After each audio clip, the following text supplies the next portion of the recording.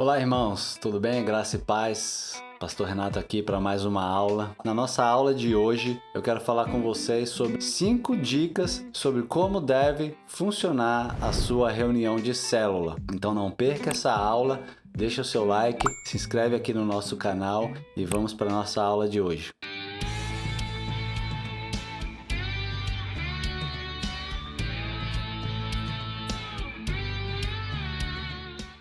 Muita gente tem dúvida de como funciona uma célula de multiplicação, como que deve ser esta programação. Nós temos um outro vídeo aqui no nosso canal falando sobre a programação da célula, mas vamos aprofundar um pouco mais ainda sobre alguns temas, sobre como funciona uma célula. A primeira coisa que eu quero falar com vocês nesta aula de hoje é sobre o tempo da célula. O líder de célula, ele deve ser disciplinado com relação ao tempo, porque o alvo da célula é ganhar almas, e com isso sempre haverá visitantes que não são cristãos nas nossas células. Então, o líder de célula precisa tomar muito cuidado, porque essas pessoas, esses não cristãos que estão visitando a sua célula para ouvir esta palavra, não estão acostumados com esse ambiente, e ficar ouvindo uma pregação da palavra longa ou ficar exposto a esse ambiente falando sobre as coisas de Cristo por muito tempo. Então, é bom observar que as células não podem ser um fardo na vida dessas pessoas, até porque nós sabemos que muitas pessoas têm uma vida muito agitada. Algumas pessoas vêm para as reuniões de célula logo após o seu trabalho, antes mesmo de passar na sua casa. Algumas pessoas têm compromissos ainda com a sua família, preparar ali o jantar, preparar o dia de amanhã, organizar lá a sua casa, a sua família. Então, a reunião de célula, ela precisa ter um tempo pré-determinado e precisa ser cumprido este tempo para que a reunião de célula seja um momento de fácil encaixe na vida dessas pessoas. 1 hora é um tempo razoável e estratégico para a reunião de uma célula. É claro que pode ser que um dia ou outro esse tempo passe um pouco. Às vezes você recebeu ali uma solicitação de oração na célula, às vezes houve alguma dúvida ali com relação à palavra que foi ministrada, e isso não há problema.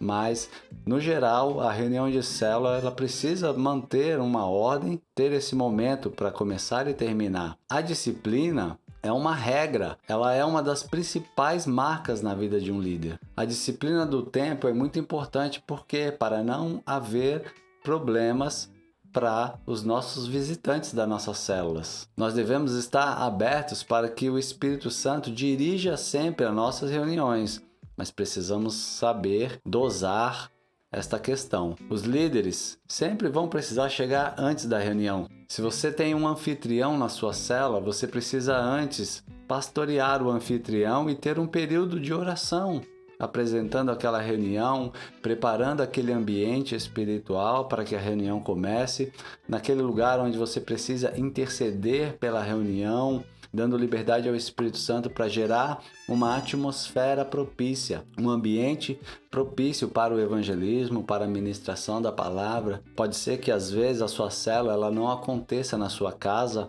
ela pode acontecer em um espaço alugado, ela pode acontecer em um espaço que é utilizado para outros fins.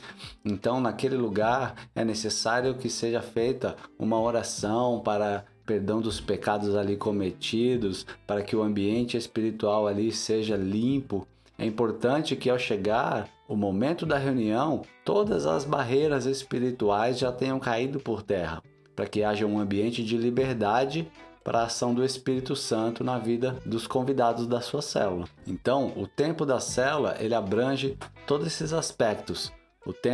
O horário da chegada do líder na célula, a sua preparação e o momento em onde efetivamente os visitantes vão começar a chegar na sua célula e vão participar do momento do louvor, da palavra, do final da célula ali na comunhão até o seu encerramento. O segundo ponto que eu quero falar com você é sobre o dia da célula. O dia da reunião principal da célula deve ser de acordo com a possibilidade das pessoas que você tem convidado para a célula.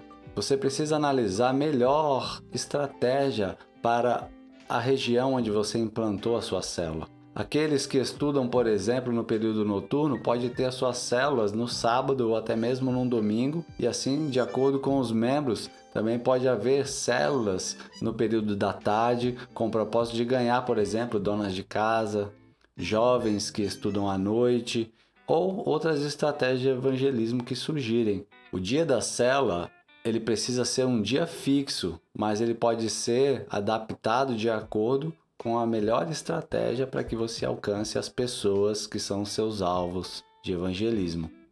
O próximo tópico é sobre a célula todos os dias. O que isso quer dizer? É preciso entendermos que a célula ela acontece durante a semana e há um dia em que se reúnem todos como reunião principal da célula. Porém, todos os participantes desta célula devem ser incentivados pelo líder da célula a ter um estilo de vida, assim como está registrado em Atos, no capítulo 2, versículos 42 a 47. Aqui é um resumo de como vivia a igreja primitiva. E eu quero ler com você. E perseveravam na doutrina dos apóstolos e na comunhão, no partir do pão e nas orações. E cada alma havia temor e muitos prodígios e sinais eram feitos por meio dos apóstolos. Todos os que criam estavam juntos e tinham tudo em comum. Vendiam suas propriedades e bens, distribuindo o produto entre todos. À medida que alguém tinha necessidade, diariamente perseveravam unânimes no templo, partiam o pão de casa em casa, tomavam as suas refeições com alegria e singeleza de coração, louvando a Deus e contando com a simpatia de todo o povo. Enquanto isso, o Senhor lhes acrescentava dia a dia os que iam sendo salvos. Então, a nossa célula ela vai ser marcada por uma reunião semanal, mas os membros da célula podem e devem estar envolvidos durante o restante da semana em atividades em comum, em práticas de oração, em práticas de estudo bíblico, em também evangelismo, porque assim eles vão estar vivendo a mesma atmosfera que acontecia com a igreja primitiva. E aí a Bíblia diz que o Senhor iria, enquanto esses homens e mulheres viviam nesta unidade, em comunhão, o Senhor vinha e acrescentava aqueles que iriam sendo salvos. Certamente os apóstolos fizeram dessa forma que o livro de Atos descreve, porque eles aprenderam com Jesus. A comunhão é a chave principal para o crescimento de uma célula. Então, o líder de célula ele deve procurar ter comunhão com os seus liderados, não somente no dia da sua célula, mas também em outros momentos. E não somente também para executar tarefas ministeriais como evangelismo, oração ou estudo bíblico, mas até mesmo momentos para lazer junto com os membros da célula. Saída para um parque, para um cinema e outras atividades que, de acordo com o que for melhor para o grupo. A Bíblia diz que eles aprenderam tudo com Jesus. E diante desse estilo de vida cristã, as células acontecem todos os dias de uma forma espontânea, mas é preciso haver um incentivo para que cada pessoa adquira este hábito de viver em uma unidade prática.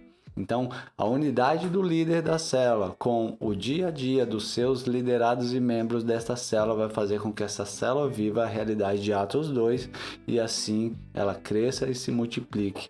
O próximo ponto é sobre o compromisso com a igreja local. Deve ser enfatizado o compromisso com a igreja local. Por quê?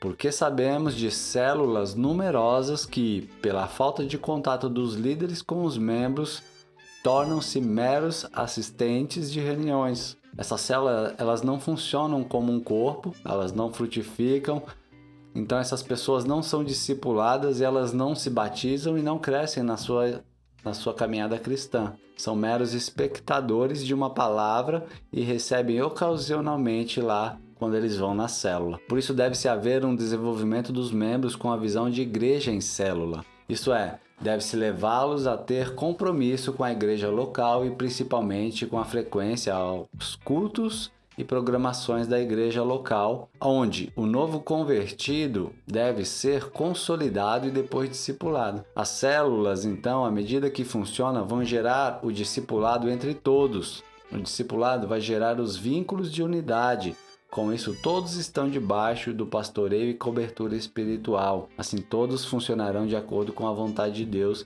e todos serão enviados para cumprir o propósito de Deus. Mas para isso, todos os membros da célula precisam também ter compromisso com a igreja local. A célula é um braço da igreja. Logo, todos os membros das células precisam também estar envolvidos com a igreja local.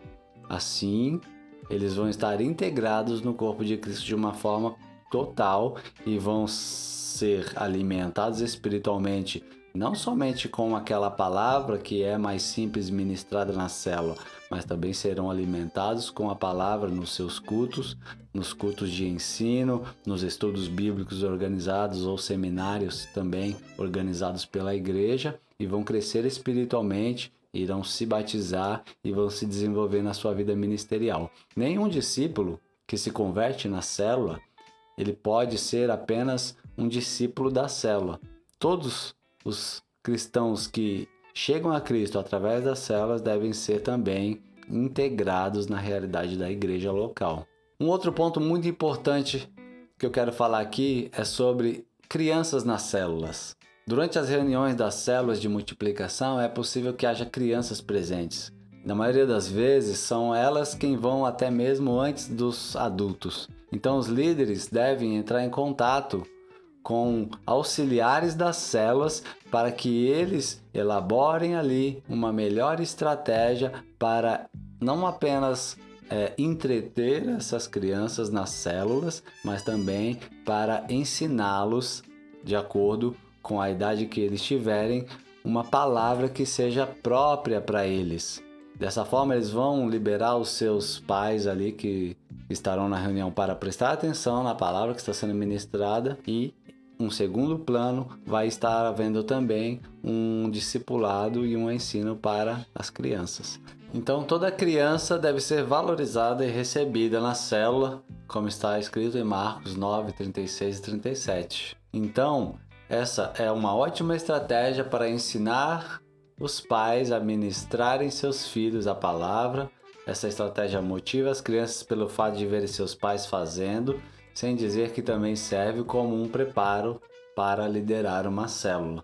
Colocar um discípulo da célula para organizar e ensinar essas crianças na célula vai ser a melhor estratégia até que se possa ter uma célula voltada apenas para as crianças. Para a gente concluir a nossa aula de hoje, quero falar com vocês algo muito importante. Um dos maiores inimigos da visão da igreja em células é a religiosidade, e as reuniões das células de multiplicação, elas são estratégias para desarmar as pessoas com relação à religiosidade. Por isso é bom evitar tudo que faça a célula lembrar um ambiente ou se parecer com uma igrejinha. As pessoas precisam ouvir o evangelho na linguagem mais simples, que é a proposta da célula. Não tenha uma célula só de nome, quando na verdade as reuniões são de grupos familiares ou cultinhos voltados apenas para os irmãos. Nós indicamos também que o local da reunião não tenha um púlpito, não se use microfones para ministrar na célula, não se coloque as cadeiras enfileiradas como num modelo de igreja, mas sim em círculo, para que as pessoas tenham uma visão ampla de quem está ali falando e eles possam também olhar uns nos olhos dos outros.